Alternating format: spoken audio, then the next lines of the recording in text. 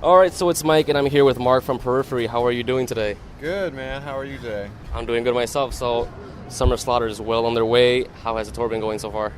It's been going great, man.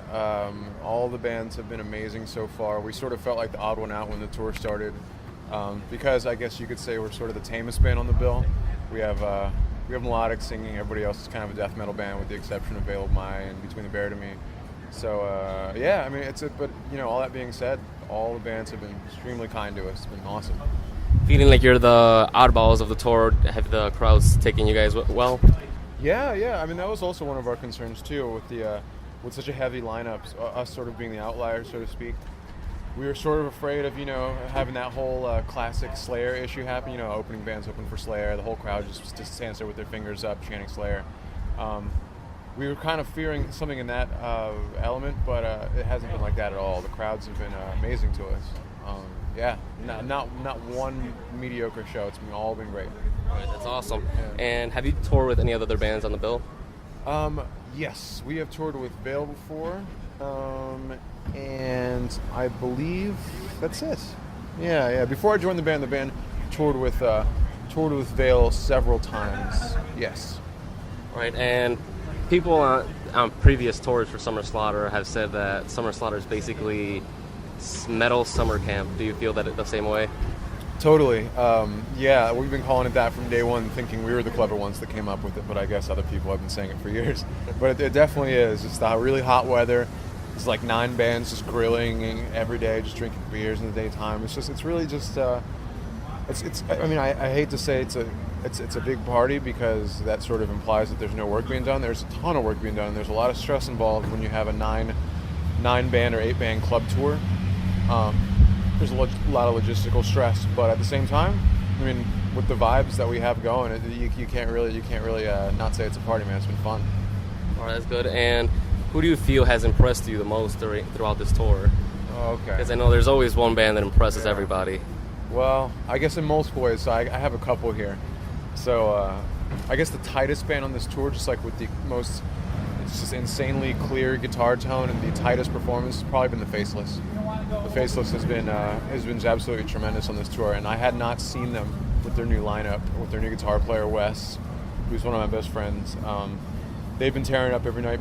Between the Bear to Me, it's our first time touring with them. They've been just flooring everybody every single night. I rarely miss their set. And I guess the one band who has really blown me away, who I'd never heard before, is Goat Whore. Yeah, Goat Whore are freaking awesome. I'd never seen them before, and yeah, it's been a pleasure watching those dudes tear it up every night. Yeah, and I heard you guys actually recommended West for the Faceless. Yes, kind of. I mean, I can tell you that it played basically zero role in him getting the job.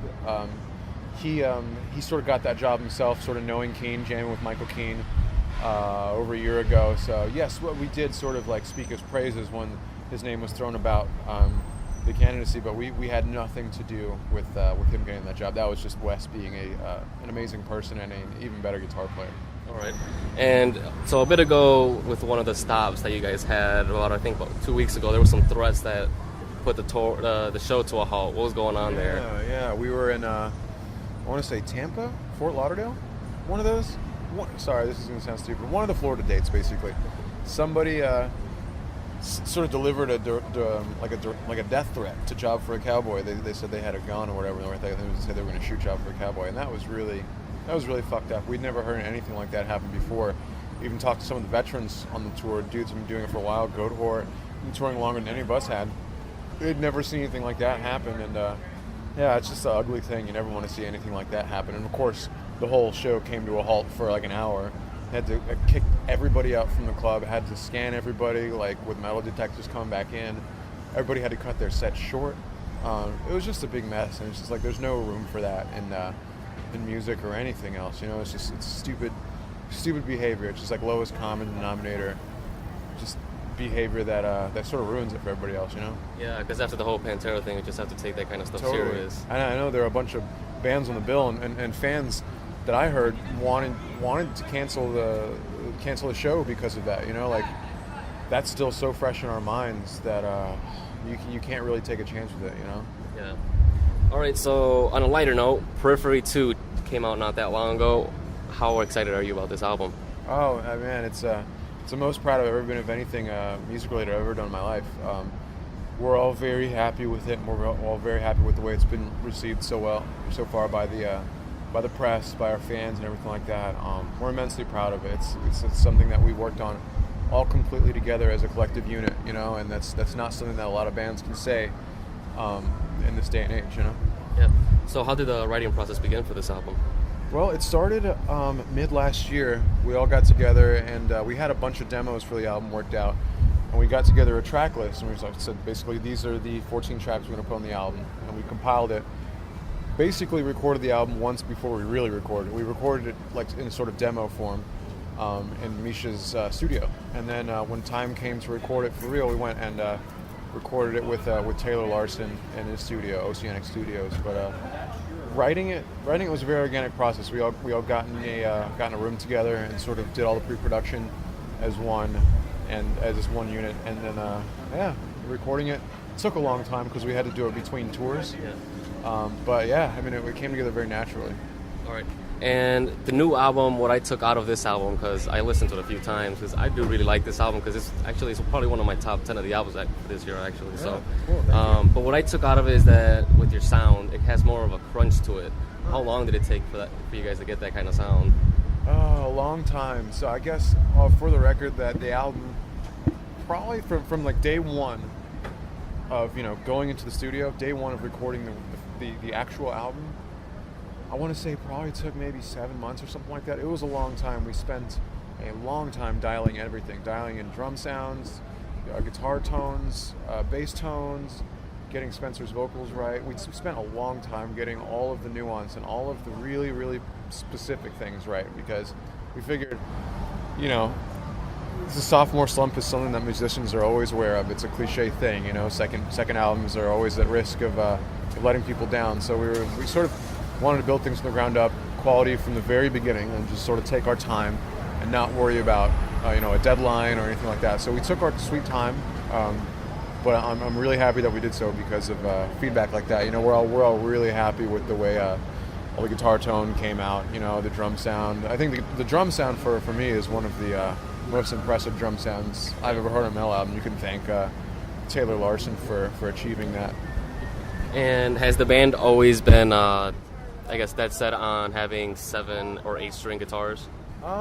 Well, actually, half of the songs on the new album have 6 strings on them. So it's like, one song, it's track 4G, has an 8 string on it.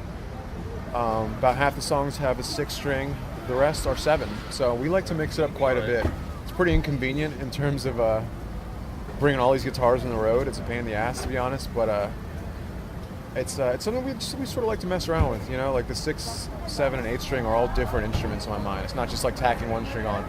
It invokes a certain writing mood when you pick up a different instrument, It invokes a certain feel that makes you write differently, if that makes any sense. Yeah. So when it comes to performing live with all these guitars, are you guys constantly switching guitars for songs? Yeah, you'll see our set tonight, and you'll see us just constantly running back and forth between songs to our racks on stage, just switching out our guitars, tuning them, you know what I mean? So we take a ton of guitars on the road, and you'll see most of them tonight. All right, and you guys had John Petrucci from Dream Theater on the album. How did that come about? Well, it was a dream come true to have John.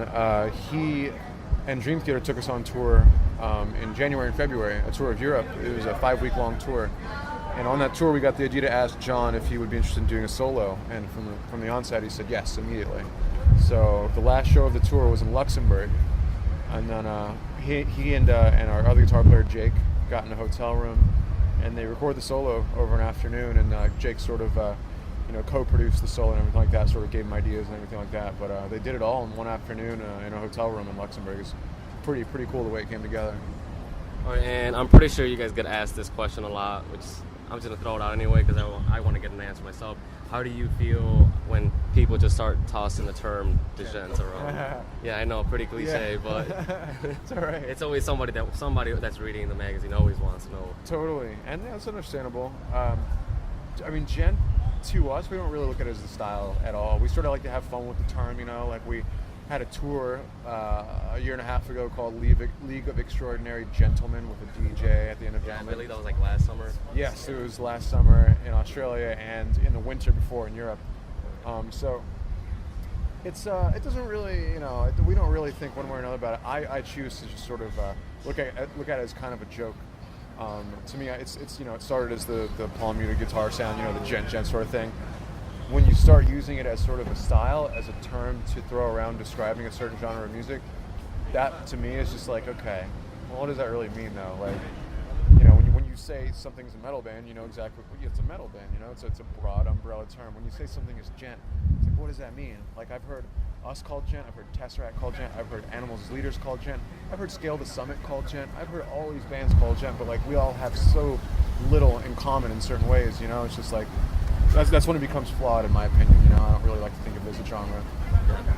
All right, and do you guys have any tours planned for the U.S. anytime soon in support of the new album? Not planned, but definitely going to happen. Nothing I can confirm just yet. We've been in talks with some people about things, and there's going to be some really cool stuff coming up. We have a European tour coming up in October with Between the Buried and Me and the Safety Fire from the UK, and that's a 1-month-long tour. And then, let's see, the only thing we have booked after that is that we're doing the Soundwave Festival tour in Australia in February. So somewhere around then we'll be coming back, doing another U.S. run, and we're going to be playing a longer set. All right. Yeah. All right, well, thank you for taking the time. We really appreciate you coming in here. My pleasure.